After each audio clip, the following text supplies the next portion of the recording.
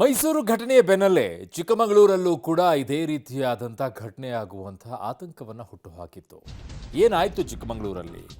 ಅನ್ಯ ಕೋಮಿನ ಯುವಕರಿಂದ ಕಲ್ಲು ತೂರಾಟ ನಡೆದಿದೆ. ಹಿಂದೂಗಳ ಮನೆಗಳನ್ನು ಗುರಿಯಾಗಿಸಿ ಕಲ್ಲೇಟನ್ನು ಹೊಡೆದಿದ್ದಾರೆ. ಚಿಕ್ಕಮಗಳೂರಿನ ವಿಜಯಪುರ ಬಡಾವಣೆಯಲ್ಲಿ ಆಗಿರುವಂಥ ಘಟನೆ ಇದು. ಮನೆಯ ಕಿಟಕಿಯ ಗಾಜು ಪುಡಿ ಪುಡಿ ಆಗಿದೆ. ಕಿಡಿಗೇಡಿಗಳನ್ನು ಪತ್ತೆ ಹಚ್ಚೋಕೆ ಈಗ ಪೊಲೀಸರು ಮುಂದಾಗಿದ್ದಾರೆ. ಅವರು ಕಲ್ಲು ಹೊಡಿತಾ ಇರ್ತಾರೆ, ಸಾರ್ವಜನಿಕರ ಆಸ್ತಿಗಳನ್ನು ಹಾಳು ಮಾಡ್ತಾ ಇರ್ತಾರೆ. ನೀವು ಅವರನ್ನ ಪತ್ತೆ ಹಚ್ಚುವಂಥ ಕೆಲಸವನ್ನು ಮಾಡ್ತಾ ಇರಿ.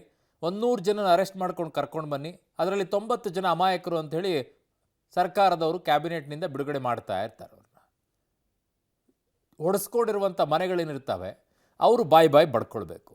ಅವ್ರ ಕಾಸಿಂದ ದುಡ್ಡನ್ನು ಕಟ್ಕೊಳ್ಬೇಕು. 1:45 ಕೆಲವೇ ಮುಸ್ಲಿಮ್ಸ್ ಹುಡುಗರು ಗುಂಪು ಕಟ್ಕೊಂಡ್ಬಂದು ಮನೆಗೆ ಒಂದು ಕಲ್ಲು ಹೊಡೆದು ಹೋಗಿದ್ದಾರೆ. ಆವಾಗ ನಮ್ಮ ಓನರ್ಗೆ ಫೋನ್ ಮಾಡಿದ್ದಾರೆ, ರತ್ನಾಕರ್ಗೆ. ಅವರು ಮಾಡಿದಾರಂತೆ. ಅವ್ರು ಬಂದು ಪೊಲೀಸಿಗೆ ನೈಟು ಪೊಲೀಸ್ ಅವ್ರಿಗೆ ಫೋನ್ ಮಾಡಿದರು. ಅವ್ರು ಬಂದು ನೋಡ್ಕೊಂಡು ಹೋಗಿ ಮಾಜಾ ಮಾಡ್ಕೊಂಡು ಹೋಗಿದ್ದಾರೆ.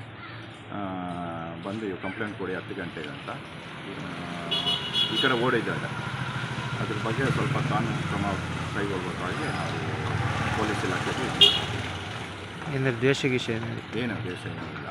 ದೇಶ ಅಂಥದ್ದು ನೋಡಿ, ಇಂಥ ಅನೇಕ ಘಟನೆಗಳಿದೆ ರೀ. KJಹಳ್ಳಿ DJಹಳ್ಳಿಯಲ್ಲೂ ಕೂಡ ಇದೇ ರೀತಿಯಾಗಿ ಸಾರ್ವಜನಿಕರ ಆಸ್ತಿ ಪಾಸ್ತಿಯನ್ನು ಹಾಳು ಮಾಡಿದರು.